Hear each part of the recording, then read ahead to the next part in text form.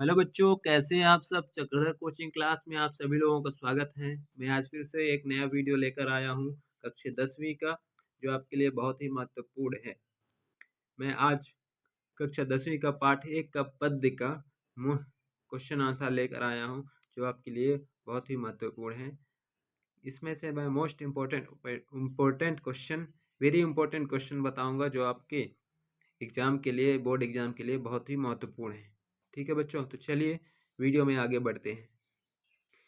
Video में आगे बढ़ने से पहले सबसे ज़रूरी बात, वीडियो को लाइक कीजिए। चैनल पर नए हैं तो चैनल को सब्सक्राइब कीजिए, जिससे हमारी वीडियो आप लोगों तक पहुंच सके।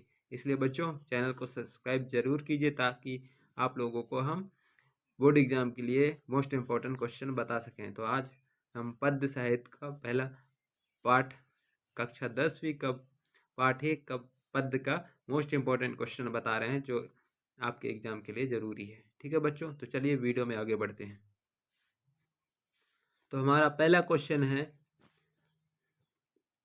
गोपियों के द्वारा उद्धव को भगवान कहने में क्या व्यंग निहित है। तो इसका आंसर है बच्चों, गोपियों द्वारा उद्धव को भगवान कहने में यह व्यंग निहित है कि उद्धव वास्तव में भगवान ना होकर अति भाग्यहीन है। वो जो उद्धव था ना, वो भगवान ना होकर भी भाग्यहीन था।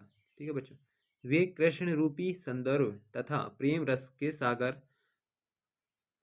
संधि में रहते हुए भी उस असीम आनंद में वंचित हैं। वे प्रेम बंधन में बंधने एवं मन के प्रेम में अनुरक्त होने की सुखद अनुभूति से पूर्णता अपरिचित हैं। ठीक है बच्चों, पहला क्वेश्चन का आंसर ये है बच्चों। ठीक है बच्चों, बहुत ही महत्वपूर्ण क्वेश्चन है, आप याद कर लीजिए, 2 नंबर का है। चलिए नेक्स्ट क्वेश्चन पे जाते हैं।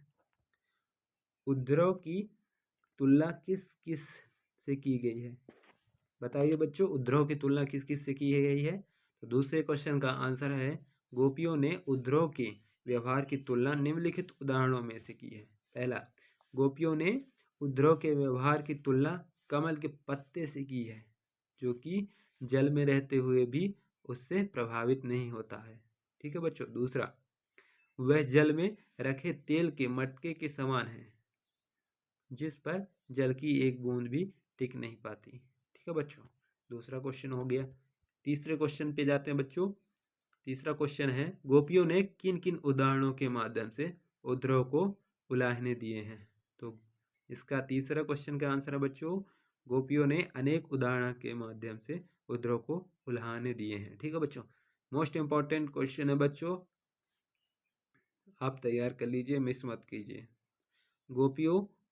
गोपियाँ उद्धव के व्यवहार को कमल के पत्ते के समान बनाती हैं, जो पानी में रहकर भी उसे अछूता रहता है। यानी वे प्रेम के मूर्त कृष्ण के संग रहकर भी उसका अर्थ नहीं जान पाए हैं।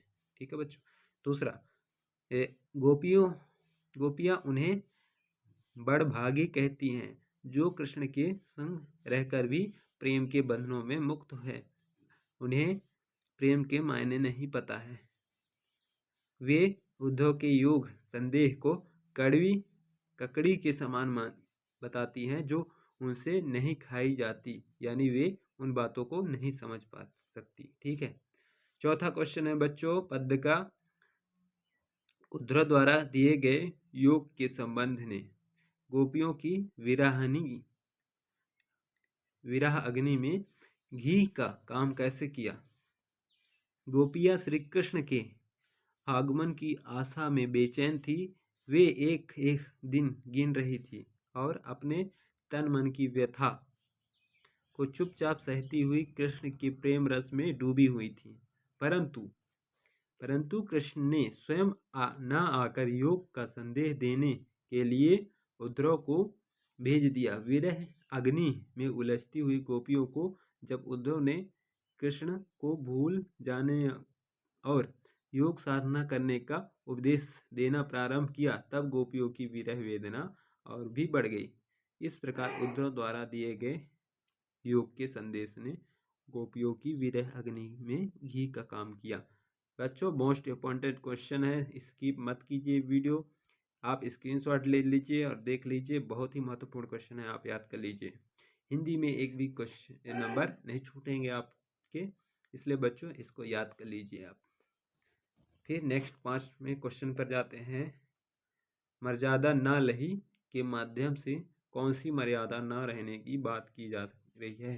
तो बच्चों इसका आंसर, ये 5वें का आंसर यहाँ पे दिया है, आपको हो तो बोल देता हूँ, नहीं तो नेक्स्ट क्वेश्चन पे जाते हैं। नहीं, आपको पता ही देता हूँ। मर्यादा न रही के माध्यम से प्रेम की मर्यादा न रहने की बात की जा रही है। फिर से पढ़ते बच्चों, मर्यादा न रही के माध्यम से प्रेम की मर्यादा न रहने की बात की जा रही है। ठीक है बच्चों, प्रेम की मर्यादा न रहने की बात की जा रही है। कृष्ण के मथुरा चले जाने पर गोपियां उनके वियोग में जल रही थी। कृष्ण के मथुरा जाने पर गोपी उनके वियोग में जल रही थी। कृष्ण के आने पर ही उनकी विरह वेदना मिट सकती थी, परंतु कृष्ण ने स्वयं न आकर उद्धव को योग संदेश के साथ भेज दिया, जिसने गोपियों के उनकी मर्यादा का त्याग करने पर आतुर कर दिए हैं। ठीक है बच्चों, फिर नेक्स्ट क्वेश्चन पे जाते हैं। क्वेश्चन नंबर 6, कृष्ण के प्रति अपने अनन्य प्रेम को गोपियों ने किस प्रकार अभिव्यक्त किया? क्वेश्चन नंबर 6 है। ठीक है बच्चों, क्वेश्चन नंबर 6 का आंसर है नीचे दिया गया है, आप लोग स्क्रीनशॉट ले लीजिए या फिर अपने कॉपी में नोट करते जाइए। ठीक है बच्चों, ये देखिए ऐसे अपने कॉपी में नोट कर लीजिए। ठीक है बच्चों, पूरा क्वेश्चन ये देखिए, क्वेश्चन का ये आंसर है। आप वीडियो को रोक रोक के देख लीजिए आराम से, फिर अपने कॉपी में लिख लीजिए, बहुत ही महत्वपूर्ण क्वेश्चन है। फिर नेक्स्ट क्वेश्चन नंबर 7 पे जाते हैं। गोपियों ने उद्धव से योग की शिक्षा कैसे लोगों को देने की बात कही है? तो बच्चों ये देखिए, इसका आंसर ऐसे दिया गया है, आप लिख लीजिए, अपने कॉपी में नोट कर लीजिए, वीडियो को रोक के आप लोग अपने कॉपी में नोट करते जाइए। बहुत ही महत्वपूर्ण क्वेश्चन है, 2 नंबर वाले।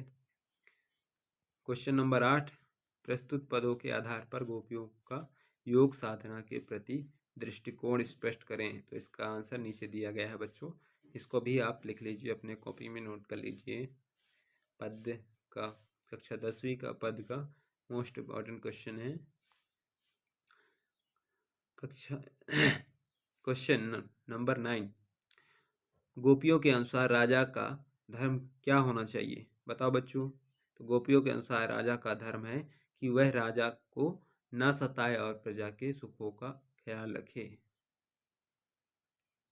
बच्चों गोपियां क्या कह रही हैं? गोपियों के अनुसार राजा का धर्म है कि वह राजा का धर्म है कि वह प्रजा को न सताए और प्रजा के सुखों का ख्याल रखे।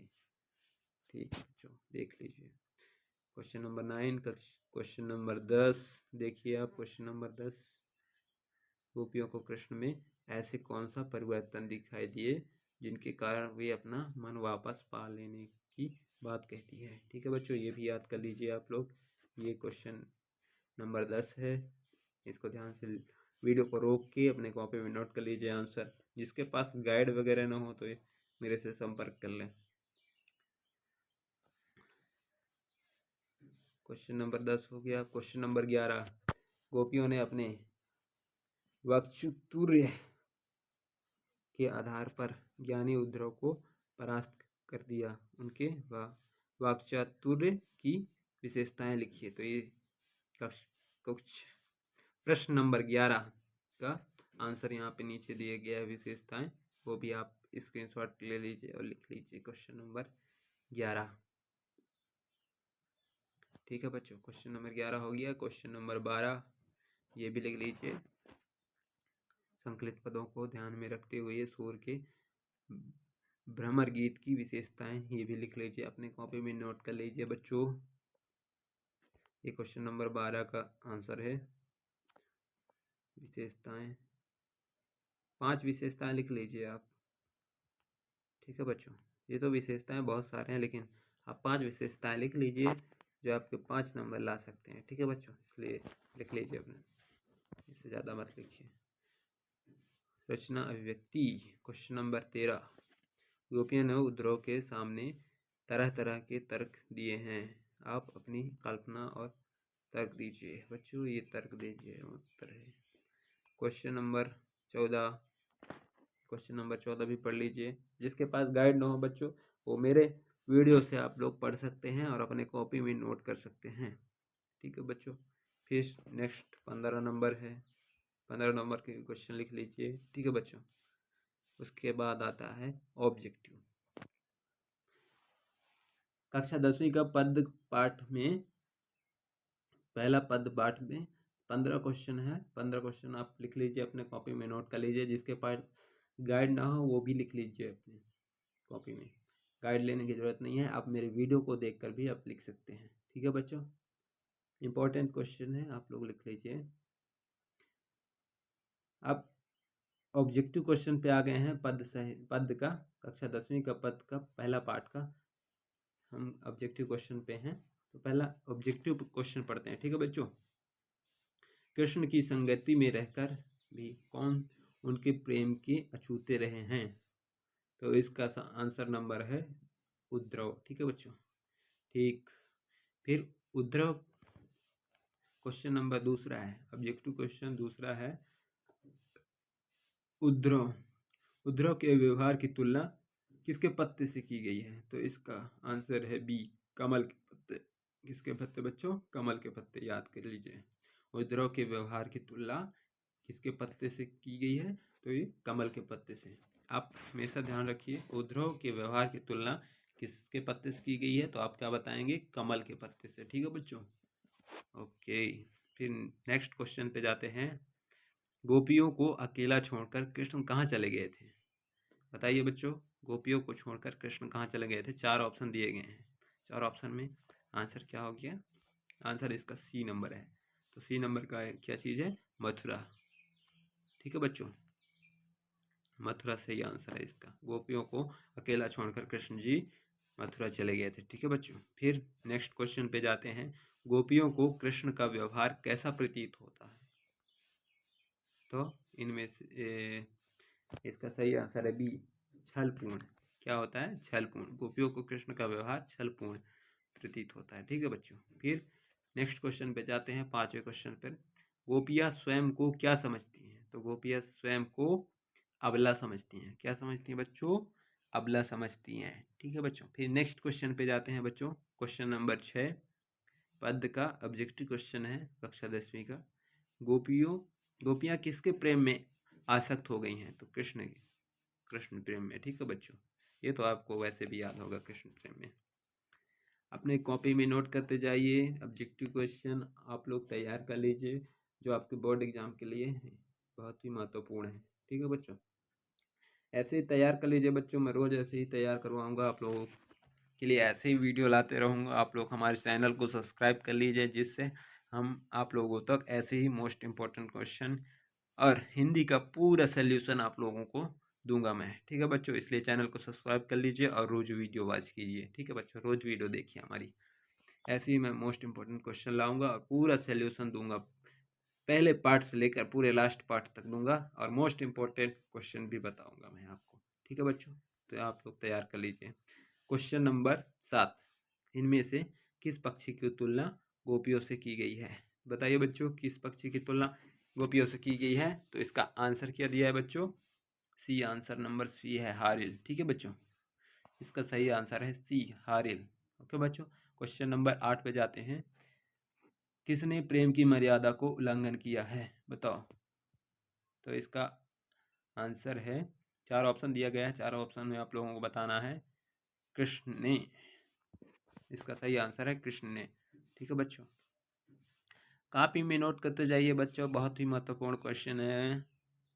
पद का क्वेश्चन आंसर है बच्चों, ऑब्जेक्टिव क्वेश्चन आप लोगों के लिए महत्वपूर्ण है। ठीक है। जिसको 99% लाना है तो बच्चों मेरे पढ़ाए गए वीडियो का आनंद लीजिए और आनंद से पढ़िए आप, तभी आप लोग ला सकते हैं। ठीक है बच्चों। एक भी वीडियो मिस मत कीजिए, एक भी क्वेश्चन आंसर मिस मत कीजिए बच्चों। आप लोगों को मैं फ्री में पढ़ा रहा हूँ। ठीक है बच्चों। आप लोग मस्त तैयारी कीजिए और फिर उसके बाद बताइए कि आपकी तैयारी कैसे कराया गया। फिर देखते हैं। कृष्ण का योग संदेह लेकर कौन आए थे? तो इसका आंसर, सही आंसर है उद्रो। ठीक है बच्चों, उद्रो सही आंसर है। Question number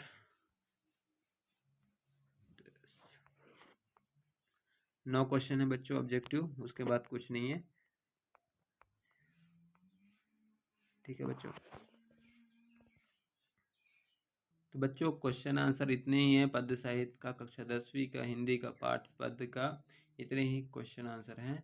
15 most important question है, ऑब्जेक्टिव क्वेश्चन 9 ऑब्जेक्टिव क्वेश्चन बताया हूँ बच्चों, पूरा तैयार कर लीजिए। इन्हीं में से क्वेश्चन आंसर आएंगे आपके बोर्ड एग्जाम में, किसी भी एग्जाम में आपके, चाहे हाफ ईयरली हो या छमाही हो या फिर प्री बोर्ड हो या बोर्ड एग्जाम, आपके बोर्ड एग्जाम के लिए यहीं से क्वेश्चन आएंगे बच्चों, इन्हीं में से आएंगे। इसलिए बच्चों आप इन्हीं में से तैयार कर लीजिए। मैं ऐसे ही इम्पोर्टेंट क्वेश्चन लेकर आऊँगा, एक एक पार्ट से ऐसे ही इम्पोर्टेंट क्वेश्चन आप लोगों के लिए लेकर आऊँगा बच्चों। ट्यूजडे को हर ट्यूजडे को मैं ये हिंदी का सोल्यूशन लेकर आऊँगा बच्चों, इसलिए ट्यूजडे को हिंदी वाले 10th क्लास वाले वीडियो देख लें मेरा। ठीक है बच्चों, ओके, मिलते हैं फिर नेक्स्ट वीडियो में। वीडियो पसंद आई हो तो लाइक कीजिए, सब्सक्राइब कीजिए, और जिसके पास गाइड ना हो वो मेरे वीडियो से पढ़ सकते हैं बच्चों, और अपने कॉपी में नोट कर सकते हैं बच्चों। गाइड खरीदने की कोई ज़रूरत नहीं है, 250, 300, 500 खर्च करने की कोई ज़रूरत नहीं है। आप लोग मेरे वीडियो से पढ़िए और अपने मम्मी पापा का नाम रोशन कीजिए। ठीक है बच्चों, ठीक है, मिलते हैं नेक्स्ट वीडियो में, तब तक के लिए बाय।